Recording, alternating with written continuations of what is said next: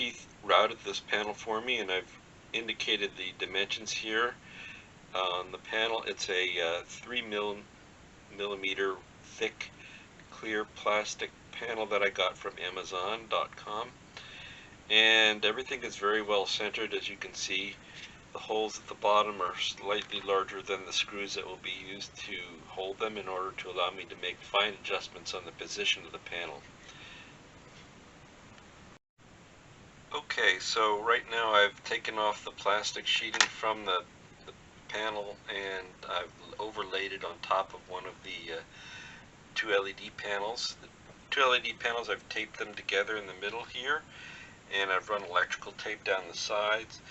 And there's the wires, I've taped them so that they run in the channel.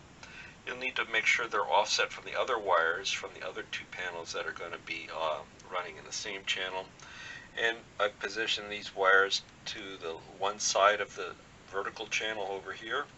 You may want to mark the channel with a magic marker, maybe a silver marker, so you can see it through the on the back of the LED panels. This clear plastic panel, of course, is very difficult to see in the video.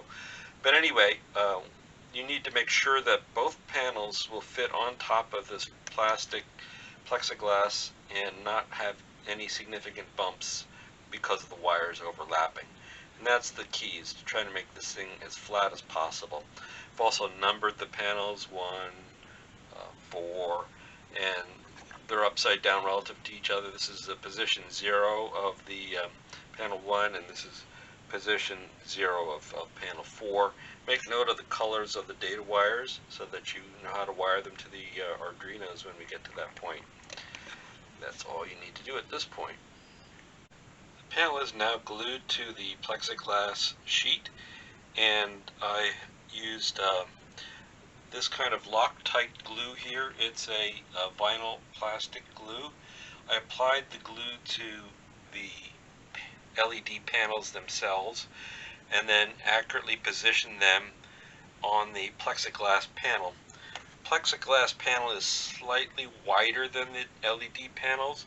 In fact, the plexiglass panel is exactly 12 3/4 inches with a 1/16 of an inch on each edge.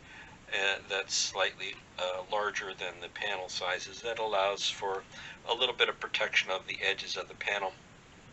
I wanted to mention I used Scotch tape in here to hold the panel wires down before I glued it. And I also wanted to mention that I used a 20 gauge wire for the power and ground connecting to the various panels, and I used a 24 gauge wire for the data line. It could probably be 28 gauge or higher, but in any case, the panel is now completed on this side. I'm going to have to glue the other panels to this, and when I do that, I need to be very careful to align the LEDs along the edges and the top to make sure they align exactly, such that they look as though there's one LED looking through the panel to the other side. In any case, I hope this helps you when you get to this point in time. It's very critical that it be done well and accurately. Panel is complete at this point. I've got it glued to both sides of the plexiglass sheet, and when I did that gluing, I made sure that the LEDs were aligned along both edges of the panel to make sure that back-to-back LEDs are perfectly aligned. You have a little bit of time to align after you glue the panel because the glue doesn't dry immediately. Once again, I only applied glue to the LED panels, not to the plexiglass sheet itself, even though the instructions say you should do both. It's really not necessary, and it's a lot more difficult, I think, to time everything and get it right. Anyway, it seems to work pretty well. The wires are going to come out here, and we're going to take them into the Murgatroyd box, which we'll talk about next. Thank you.